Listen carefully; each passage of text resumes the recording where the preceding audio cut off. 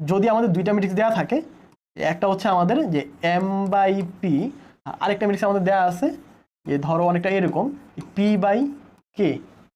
এখন এটা কি আমাদের, এটা হচ্ছে আমাদের রো নাম্বার, এটা হচ্ছে আমাদের কলাম নাম্বার, আর এটা হচ্ছে আমাদের কি নাম্বার, রো নাম্বার, এটা হচ্ছে আমাদের কলাম নাম্বার।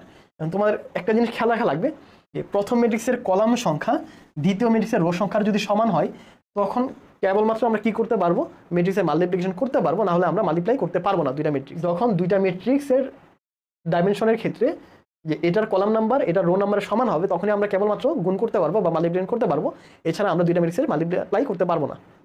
এখন আরেকটা যদি আমি দেখি যে এটা ধরো একটা ম্যাট্রিক্স দেওয়া আছে 5/7, আরেকটা ম্যাট্রিক্স আমাদের দেওয়া আছে এটা ধরো 7/25। এখন এই যে এই দুইটা তো সেম আছে, এটা 7 এটা 7, আমরা মাল্টিপ্লাই করতে পারবো।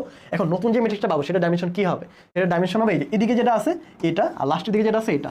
নতুন যে ম্যাট্রিক্সটা পাবো সেটা ডাইমেনশন কত হবে, সেটা ডাইমেনশন হবে 5/25।